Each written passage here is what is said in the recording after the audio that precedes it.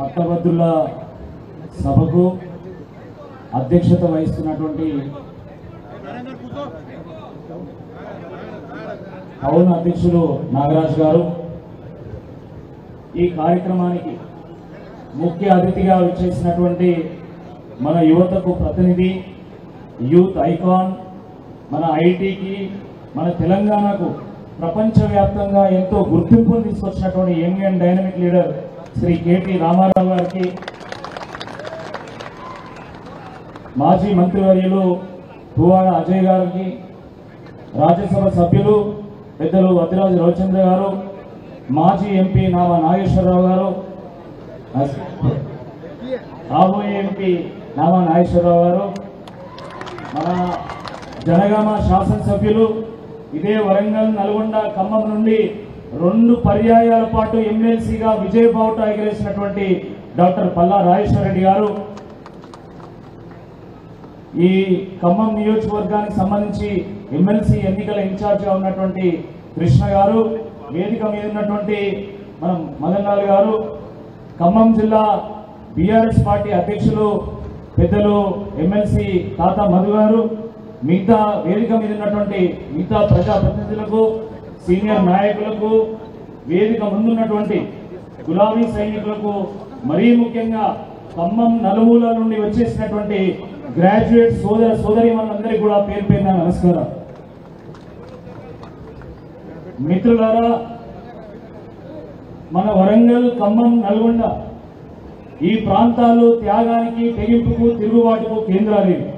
ఇక్కడ ప్రజలు చైతన్యానికి ప్రతీకలు. ఆనాటి రజాకార్ల వ్యతిరేక ఉద్యమంలో అయినా, లేదా టీఆర్ఎస్ పార్టీ వచ్చిన తర్వాత వచ్చినటువంటి తెలంగాణ ఉద్యమంలో అయినా కూడా ఈ ప్రాంతము ఎంతో కీలకమైనటువంటి ఒక పాత్ర పోషించింది. కాబట్టి అటువంటి ఈ గడ్డ మళ్ళీ 27వ తేదీన ఒక చారిత్రాత్మక తీర్పు ఇవ్వడానికి సిద్ధంగా ఉంది. తప్పకుండా ఒక మంచి తీర్పు ఇస్తారనేటువంటి ఒక ఆశాభావం కూడా వ్యక్తం చేస్తా ఉన్నా. మిత్రులారా, సాధారణ ఎన్నికలతో పోలిస్తే పట్టభద్రుల ఎన్నిక చాలా భిన్నమైనటువంటిది. దీనికి ఎంతో ప్రత్యేకత ఉంది. ఇది ఎంతో ప్రాధాన్యమైనటువంటి ఎన్నిక. ఎందుకంటే ఈ ఎన్నికలో కేవలం విద్యావంతులు, మేధావులు, వారు ఎంతో విజ్ఞతతోని, విచక్షణతోని, వివేకంతోని ఆలోచించి మరి ఒక తీర్పునిస్తారు. ఆ తీర్పు ఎప్పుడు కూడా సమాజానికి ఒక దిక్సూచిగా అందిస్తూ ఉంటుంది. గత ఎన్నికల పరంపర చూసినట్టయితే ఒక చుక్క రామయ్య గారు, ఒక ప్రొఫెసర్ నాగేశ్వర్ గారు, ఒక డాక్టర్ వాయేశ్వరరావు గారు, ఒక ఎల్ఎస్ రాజు గారు, ఒక రామచంద్రరావు గారు, ఒక కపిలవాయి దిలీప్ కుమార్ గారు, మన ముందే ఉన్నటువంటి డాక్టర్ పల్లా రాజేశ్వర రెడ్డి గారు కావచ్చు. పార్టీలు ఏవైనా కానీ ప్రజలు, పట్టభద్రులు ఎప్పుడు కూడా మంచి విజనరీస్ ని, లిజెండ్స్ ని, ఇంటలెక్చువల్స్ ని, థింకర్స్ ని సమాజంలో ఒక సంక్షోభం ఏర్పడ్డప్పుడు ఆ సంక్షోభ సమయంలో కూడా ఒక దారి చూపగలిగేటువంటి సత్తా ఉన్నటువంటి వాళ్ళని మాత్రమే ఎన్నుకున్నారు. అంతే తప్ప మిగతా వాళ్ళని కాదు. ఎందుకంటే ఇది పెద్దల సభ, మండలి అంటే పెద్దల సభ. పెద్దల సభలో మేధావులను ఎన్నుకుంటారు తప్ప మోసగాళ్ళని ఎన్నుకోరు అని ప్రతి ఎన్నికల్లో కూడా రుజువు చేస్తూ వస్తా ఉన్నారు. మిత్రులారా, ఏ సందర్భంలో ఈ రాష్ట్రంలో కాంగ్రెస్ పార్టీ ప్రభుత్వం వచ్చిందో మీ అందరికీ తెలుసు. దాని గురించి వివరంగా వేదిక మీద ఉన్నటువంటి హేమీ నాయకులు, అగ్రశ్రేణి నాయకులందరూ కూడా మాట్లాడతారు. కానీ ఒక్క విషయం మీరు గమనించండి.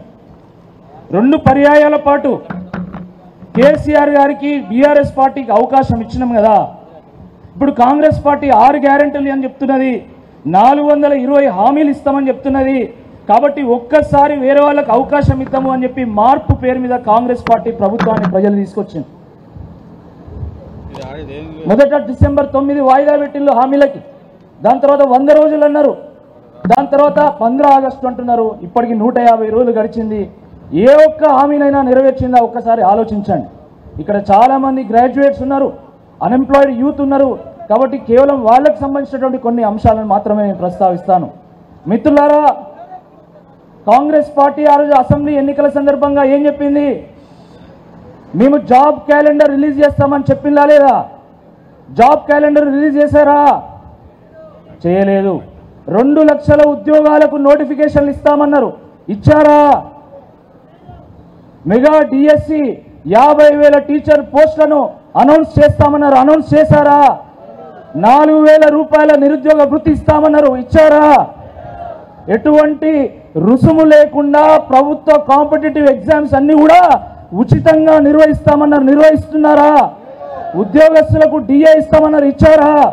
ఉద్యోగస్తులకు పిఆర్సీ ఇస్తామన్నారు, ఇచ్చారా? ఏ ఒక్కటి ఇవ్వలే. మరి దీని గురించి ఎవరు ప్రశ్నించాలి? ఎవరు ప్రశ్నించాలి? ఎవరు ప్రశ్నించాలి? కాంగ్రెస్ పార్టీ ఎమ్మెల్సీ అభ్యర్థిగా ఉన్నటువంటి ఆ వ్యక్తి ప్రశ్నించగలుగుతాడా? ప్రశ్నించగలుగుతాడా? ఆలోచించండి.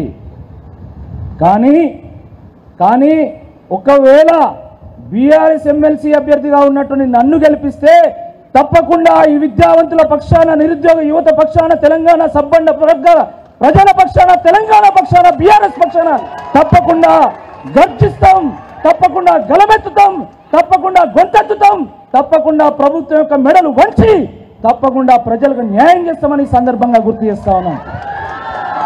ఈ రాష్ట్రంలో ప్రజల గురించి ప్రశ్నించాలన్నా, ప్రజలకు న్యాయం చేయాలన్నా, ప్రజలకు మేలు చేయాలన్నా అది కేవలం బీఆర్ఎస్ పార్టీతో సాధ్యం తప్ప మిగతా పార్టీలతో సాధ్యం కాదు అని సందర్భంగా చెప్తా ఉన్నా.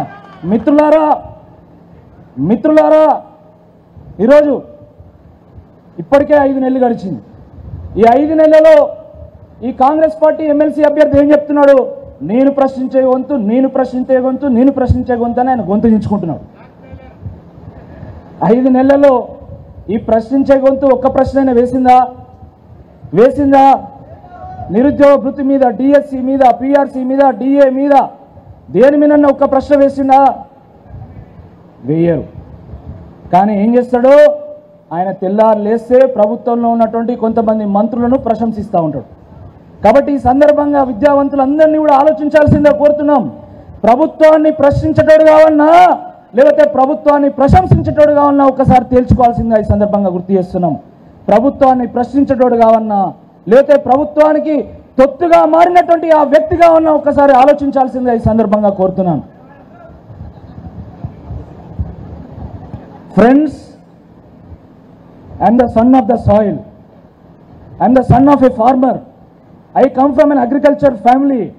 After having toiled a lot and after having struggled a lot with poverty, I have been to BITS Pilani.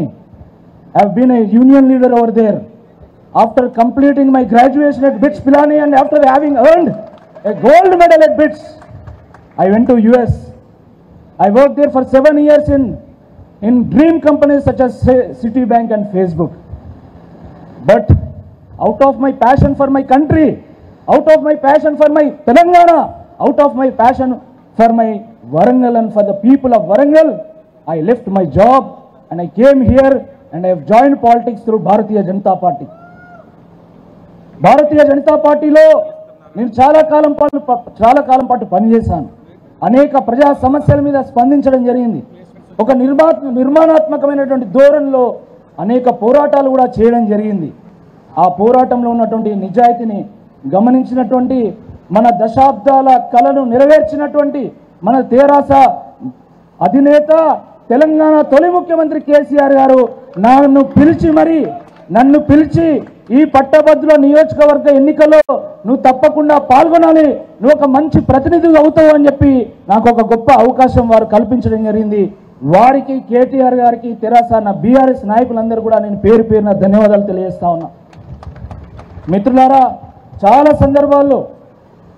సందర్భాల్లో యువత రాజకీయాలకు రావాలంటారు, విద్యావంతులు రాజకీయాలకు రావాలంటారు. కానీ నిజంగా మనకు అవకాశాలు వస్తాయా? చాలా అరుదుగా వస్తాయి.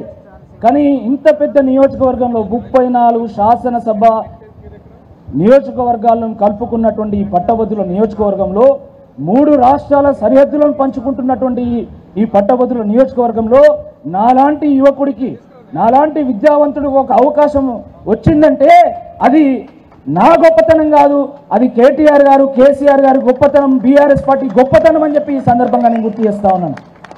వారు అవకాశం ఇచ్చారు. ఆ అవకాశం వినియోగించుకుందామా లేదా మీరందరూ కూడా తేల్చుకోవాల్సిందిగా ఈ సందర్భంగా నేను గుర్తు చేస్తున్నా. ఒకవేళ మీరందరూ మద్దతు తెలపకపోతే, మనం ఆశించినటువంటి ఫలితం రాకపోతే మళ్ళెవరు కూడా యువకులు రాజకీయాలకు రావాలని అనుకోరు, విద్యావంతులు రాజకీయాలకు రావాలనుకోరు, ఆనెస్ట్గా పాలిటిక్స్ చేసేటువంటి వాళ్ళు రావాలని అనుకోరు.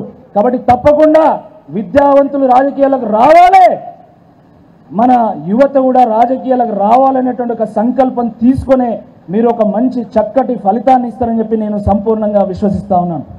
మిత్రులారా, మిగతా అనేక అంశాలు ఉన్నాయి, పెద్దలు మాట్లాడతారు. నేను ఒకే ఒక్క అంశం చెప్పి నేను ముగిస్తాను, ఎందుకంటే చాలామంది పెద్ద నాయకులు వేదిక మీద ఉన్నారు కాబట్టి.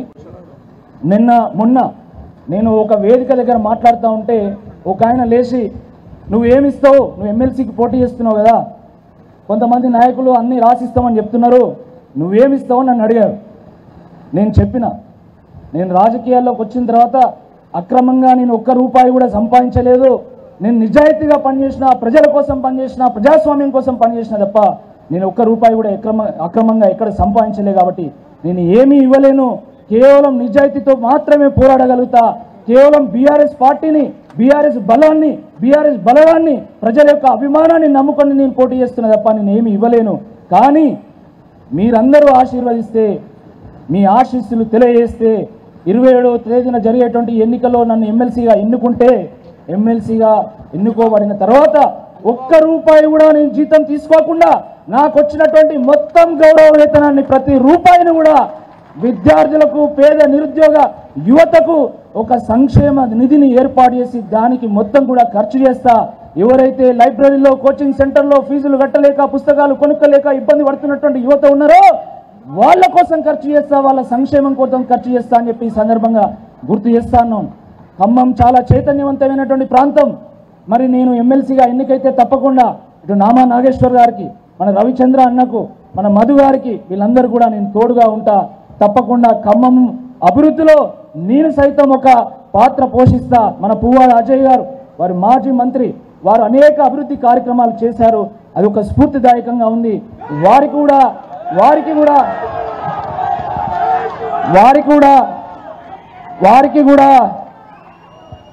కూడా నేను తోడుగా ఉంటా.